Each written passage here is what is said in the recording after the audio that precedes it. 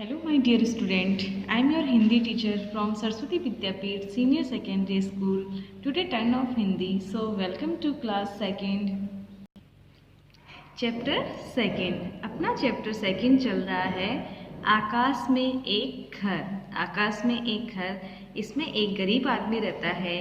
वो देखिए क्या करता है, अमीरों पे मजाक उड़ाया करता है अमीरों का, और ऐसे करते करते वो राजा का भी मजाक उड़ाने लगता है. इस चीज़ से राजा उससे नाराज़ रहता है और उसको पनिशमेंट के रूप में ये कहता है कि मैंने सुना है तुम बहुत चतुर हो, और क्या तुम मेरे लिए 3 दिन के अंदर आकाश में घर बना सकते हो. तो वो आदमी क्या कहता है, उसको हाँ कर देता है. और अब वो समस्या के बारे में सोचने लगता है और उसको समस्या का समाधान निकाल के वो क्या करता है, एक छोटी सी पतंग बनाता है और उसको उसमें एक घंटी बांध देता है और बड़े धागे के सहारे से उस पतंग को पेड़ की ऊंची डाली पे बांध देता है. और राजा उसको कहता है कि इस काम में अगर तुम्हें मेरे सिपाहियों की ज़रूरत पड़े तो जितने आदमी की ज़रूरत पड़े मैं उतना आदमी तुम्हारे पास भेज दूंगा. अब वो अगले दिन ही आकाश में एक काला धब्बा देखा जाता है. उसकी घंटी की आवाज़ सुनी, राजा ने वह धब्बा देखा और उस आदमी ने अपनी चतुराई से इस तरीके से और कहा कि आप घंटी की आवाज़ सुन रहे हैं, मजदूर घंटी बजाकर कुछ चीज़ें मांग रहे हैं, आप अपने सिपाहियों से कहिए कि आकाश में चढ़ के मजदूरों तक वो चीज़ें पहुंचाए. अब देखो ये तो पॉसिबल नहीं था कि मजदूर है वो कैसे आकाश में चढ़ सकते थे, कोई भी नहीं चढ़ सकता था. तो वो राजा ये कहता है कि वहाँ तक जाने मेरे सिपाही आकाश में कैसे चढ़ेंगे. तो वो कहता है कि आदमी कहता है वहाँ तक जाने का एक रास्ता है. फिर राजा के आदेश के अनुसार जो उस आदमी के साथ गए थे वो पेड़ के पास जाके ले गया और पेड़ में बंधे धागे को दिखाते हुए बोला कि यही वो रास्ता है, तुम आकाश पे जा सकते हो. आज सिपाहियों ने बहुत कोशिश की लेकिन वो चढ़ नहीं पाते हैं, क्योंकि आकाश पे कोई चढ़ सकता है क्या. तो उस आदमी ने सिपाहियों ने आके कहा, महाराज कोई आदमी आकाश पे नहीं चढ़ सकता.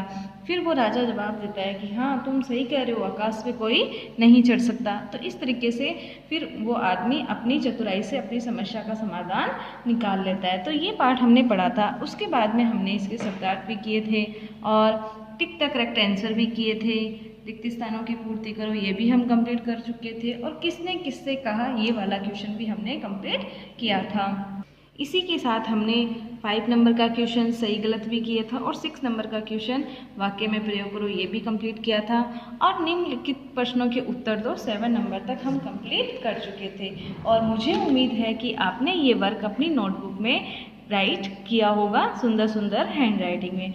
आप देखिए आज हम करेंगे भाषा ज्ञान 8th वाला क्वेश्चन आज हम करेंगे. तो देखिए शुद्ध वर्तनी में लिखो. आप देखिए हमें शब्द दिए हुए हैं, जो अशुद्ध शब्द दिए हुए हैं उनको हमें शुद्ध करके लिखना है.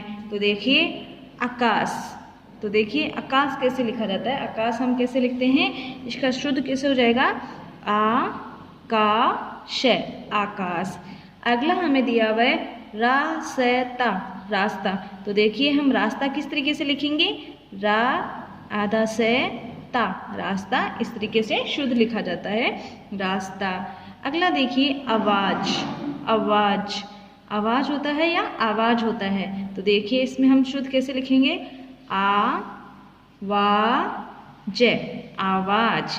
फिर देखिए अगला दिया हुआ है हमें घंटी. अब इसमें न पूरा है लेकिन घंटी में हम घंटी कैसे लिखते हैं, ध आधा न टी, घंटी. अगला देखिए हमें दिया हुआ है सिपाही. अब देखिए इसमें से कौन सा दिया हुआ है और इसमें कौन सा से आएगा, से सपेरा वाला. तो सिपाही में देखो सिपाही, सिपाही. अगला देखिए समस्या, समस्या. अब इसमें समस्या कैसे लिखा हुआ है और समस्या का सही शुद्ध रूप कैसा होता है. तो देखिए से में से या, यानी आधा से आता है और ये सपेरा वाला से आता है. तो इसमें क्या हो जाएगा, से में श, समस्या. तो देखिए हमने इसके शुद्ध रूप देखे हैं कि शुद्ध रूप में कैसे लिखे जाते हैं. अगला क्वेश्चन देखिए, उचित स्थान पे विराम चिन्ह लगा के वाक्य दोबारा लिखो. अगला क्वेश्चन देखिए 9. तो देखिए उचित स्थान पे विराम चिन्ह लगा के वाक्य दोबारा लिखो। तो हमें क्या करना है, हमें वाक्य दिया हुआ है और उसमें हमें विराम चिन्ह लगा के दोबारा लिखना है। देखिए आप घंटी की आवाज़ सुन रहे हैं, आप घंटी की आवाज़ सुन रहे हैं। तो अब इसमें हम और कहीं विराम चिन्ह, देखिए विराम चिन्ह क्या होता है, वाक्य को रोकने के लिए, ठहराव के लिए, जहाँ हम विराम कोई चिन्ह लगाते हैं उसको क्या कहा जाता है, विराम चिन्ह कहा जाता है। यानी उस वाक्य को हम अच्छे से समझ सके कि कहाँ इसमें ठहराव लग सकता है, कहाँ इसमें विराम लग सकता है। तो देखिए आप घंटी की आवाज़ सुन रहे हैं, इसमें हम कहीं भी विराम चिन्ह नहीं लगा सकते। अब कहाँ वाक्य रुक रहा है, सुन रहे हैं, लास्ट में रुक रहा है। क्या आप घंटी की आवाज़ सुन रहे हैं, यानी एक क्वेश्चन बन रहा है कि आप घंटी की आवाज़ सुन रहे हैं। तो इसमें क्या जाएगा, देखो आप घंटी की आवाज़ सुन रहे हैं, तो इसमें कौन सा चिन्ह लगेगा, लास्ट में प्रश्नवाचक चिन्ह लगेगा। प्रश्नवाचक चिन्ह लगेगा जो क्या कैसा होता है, ऐसा प्रश्नवाचक चिन्ह होता है जो सिर्फ इसमें लास्ट में लगेगा। अगला क्वेश्चन देखिए, राजा ने पूछा मेरे सिपाही आकाश पे कैसे चढ़ेंगे। तो देखिए राजा ने पूछा, पहले तो हम इसी में विराम दे देते हैं, इसमें तो क्या सीधा लिखा हुआ है, अब हम इसमें विराम दे देते हैं। राजा ने पूछा तो कौन सा चिन्ह लगेगा यहाँ पे, अल्प विराम। ये वाले चिन्ह को क्या कहते हैं, इस वाले को अल्प विराम, कि यहाँ विराम लग गया कि राजा ने पूछा। अब देखिए इसको, मेरे सिपाही आकाश पे कैसे चढ़ेंगे। अब ये एक ऐसा वाक्य है जिसको हम अलग से ही, कि मेरे सिपाही आकाश पे कैसे चढ़ेंगे, तो इसमें हम कौन सा चिन्ह लगाएंगे, अवतरण चिन्ह। जो देखिए क्या होता है इसमें, ऐसा वाला, इस वाले चिन्ह को कहते हैं अवतरण चिन्ह। यानी इस वाक्य को अलग से समझने के लिए हम इसको किस में बंद कर देंगे, अवतरण चिन्ह में। तो देखिए मेरे सिपाही, तो देखिए मेरे सिपाही आकाश पे कैसे चढ़ेंगे, ये वाला क्या बन रहा है, एक क्वेश्चन बन रहा है कि वो राजा उससे पूछ रहा है कि मेरे सिपाही आकाश पे कैसे चढ़ेंगे। तो एक पर्सन है, तो हम इसको अवतरण चिन्ह को पर्सन के साथ में लगाएंगे, क्या कि ये पर्सनवाचक भी हो गया साथ में। ये अगले का क्वेश्चन है, राजा का क्वेश्चन है, राजा ने पूछा, यहाँ तक हमने विराम दे दिया, ये अलग वाक्य बन रहा है। वाक्य ये एक ही है लेकिन हम इसको दो टुकड़ों में बांट रहे हैं कि राजा ने पूछा, ये अलग हो गया, राजा ने पूछा, फिर एक ये क्वेश्चन करा है, मेरे सिपाही आकाश में कैसे चढ़ेंगे। तो इसको हम अवतरण चिन्ह में और पर्सनवाचक चिन्ह में साथ में रखेंगे कि एक क्वेश्चन भी है और ये अलग वाक्य भी है, इसलिए हमने इसमें लगाया है अवतरण चिन्ह में और पर्सनवाचक चिन्ह लगाया है। तो देखिए अगला है अपना थर्ड वाला, महाराज कोई आदमी आकाश पे नहीं चढ़ सकता। महाराज कोई आदमी आकाश पे नहीं चढ़ सकता। तो देखिए इसमें महाराज क्या है, तो देखिए अगला क्वेश्चन क्या है, महाराज कोई आदमी आकाश पे नहीं चढ़ सकता। अब इसमें देखिए महाराज, पहले तो हम इसको पूरे को किस में चेंज करेंगे, अवतरण में, अवतरण में चेंज करेंगे कि अवतरण में महाराज, पहले ये लिखेंगे महाराज। अब देखिए महाराज किसी का सम्मान के लिए है, सम्मान के लिए बोला जाता है, वो सिपाही सम्मान के साथ बोल रहे हैं कि महाराज। तो हम इसमें क्या लगाएंगे, एक महाराज को अलग कर देंगे कि ये क्या है, इसमें क्या लगेगा, जिसमें वो अधिक चिन्ह लगाएंगे, जिसमें क्या हो जाएगा, महाराज कोई आदमी आकाश पे नहीं चढ़ सकता। यानी उनको वो आश्चर्यचकित है कि आकाश पे कैसे चढ़ा जाए, तो वो अपना विस्मय के साथ उसको बता रहे हैं कि महाराज कोई आदमी आकाश पे नहीं चढ़ सकता। इसके लिए हम क्या लगाएंगे, विस्मयबोधक चिन्ह लगाएंगे और इसमें अवतरण चिन्ह लगाएंगे साथ में। इस वाक्य में पूरा किस में बंद कर देंगे, अवतरण वाक्य में और अवतरण चिन्ह में, और इस यहाँ दोनों में क्या लगेगा, विस्मयबोधक चिन्ह लगेगा। अगला क्वेश्चन देखिए, उसमें छोटी घंटी बांध दी, उसमें छोटी सी घंटी बांध दी, छोटी सी घंटी बांध दी। जब ऐसे होता है हम कोई भी छोटी छोटी बड़ी बड़ी, तो उनके बीच में क्या कौन सा चिन्ह लगता है, योजक चिन्ह लगता है। तो देखिए उसमें छोटी सी,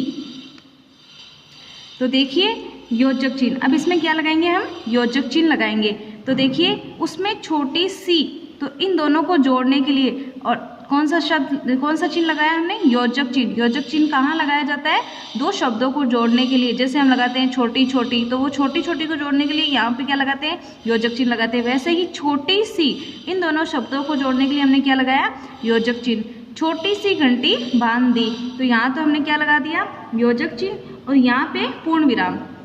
बांध दी। अभी ये अपना वाक्य पूरा हो गया, तो हम इसको क्या दे देते हैं, पूर्ण विराम दे देते हैं। तो ये कौन सा चिन्ह लगा दिया हमने, पूर्ण विराम। तो देखिए आई होप आपको विराम चिन्ह समझ आए होंगे। अगला क्वेश्चन देखिए, वचन बदल के लिखो। वचन बदल के लिखो, तो इसमें देखिए पतंग, पतंग का क्या हो जाएगा, पतंगे। जब एक वचन में होती है तब पतंग, और बहुवचन आ जाएगी तो पतंगे। और डाली, तो डाली का डालियाँ। घंटी, घंटियाँ। धागा, धागे। मजदूर, मजदूरों। रास्ता, रास्ते। तो देखिए इनके हमने वचन बदल के लिखे हैं। अब देखिए अगला क्वेश्चन है, वर्ण विच्छेद करो। वर्ण विच्छेद करो। अब देखिए बच्चों, वर्ण विच्छेद क्या होता है, किसी भी शब्द में से जैसे स्वर और व्यंजन को अलग करना, उनमें उसको क्या कहा जाता है, वर्ण विच्छेद कहा जाता है। जिसमें से हम स्वर को व्यंजन से अलग करते हैं उसको क्या कहा जाता है, वर्ण विच्छेद कहा जाता है। तो देखिए पहला शब्द हमें दिया हुआ है मजदूर। क्या दिया हुआ है, मजदूर। अब देखिए हम इसका वर्ण विच्छेद कैसे करेंगे, मैं, ए। अब देखिए मैं, देखिए मैं में हमने, मैं में जब इसको स्वर निकाल लिया हमने तो ये क्या हो गया, आधा हो गया। और स्वर क्या निकाला हमने इसमें, ए। फिर हमने निकाला जय, तो जय में से हमने ए स्वर बाहर निकाल लिया तो ये क्या बच गया, आधा। तो मैं, जय। अब देखिए द है, द क्या है, व्यंजन है, और उ क्या है, स्वर है। तो दू, इसमें किसका है, कौन सा स्वर आ रहा है, उ। तो अब बड़ा ऊ, तो अब हमने इसमें से क्या किया, स्वर को बाहर निकाल लिया। स्वर बाहर निकालने के बाद क्या बच जाता है, व्यंजन, जो क्या है, हलंत लगा हुआ है, तो ये क्या है, आधा है। और अब इसमें देखिए रे, रे में भी हमने स्वर निकाल लिया तो क्या बचा, रे हलंत ए। तो देखिए स्वर और व्यंजन को इस तरीके से अलग करना क्या कहलाता है, वर्ण विच्छेद। मैं हलंत ए, जय हलंत ए, द हलंत उ, और रे हलंत ए। इस तरीके से हमने इनको निकाला है। तो देखिए मजदूर का हमने वर्ण विच्छेद किया। अगला देखिए सिपाही। अगला देखिए सिपाही। अब सिपाही में देखिए ऐसे ही हम, जैसे हमने मजदूर का किया वैसे ही हम सिपाही का करेंगे। से हलंत ई, सिपाही में छोटी मात्रा है तो ई की, तो छोटी ई। पे, पे हलंत, और पा में कौन सा स्वर है, आ की मात्रा लगी हुई है, तो कौन सा स्वर निकाल लिया हमने आगे, आ। फिर देखिए है, अब है में से कौन सा स्वर, ही में से कौन सा स्वर निकालेंगे, ई, बड़ी ई। तो ही में कौन सी मात्रा है, बड़ी ई की। तो व्यंजन में से स्वर निकाल अलग किया तो है और ई।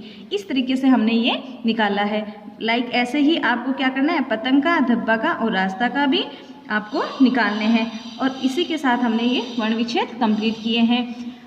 आई होप आपको ये समझ आया होगा। अब हमने आज क्वेश्चन किए हैं, हमने क्वेश्चन ऐड किया है, शुद्ध वर्तनी में लिखो। क्वेश्चन 9, उचित स्थान पे विराम चिन्ह लगा के वाक्य लिखो, और वचन बदल के लिखो, और वर्ण विच्छेद जो मैंने 2 समझा दिए और 3 भी किए हुए हैं, और आपको समझ के साथ इनको करने हैं। अब देखिए आज का अपना वर्क है क्वेश्चन नंबर 8, 9, 10 और 11, जो आपको अपनी नोटबुक में राइट करने हैं सुंदर सुंदर राइटिंग में। और इसी के साथ इस वीडियो को आपको लाइक करना है और कमेंट करना है। अगर आपको कोई भी कन्फ्यूजन है, किसी भी क्वेश्चन में अगर आपको डाउट है तो आप कमेंट बॉक्स में पूछ सकते हैं, कमेंट में लिख के क्वेश्चन पूछ सकते हैं, और कोई भी कन्फ्यूजन आप अपनी सॉल्व कर सकते हैं।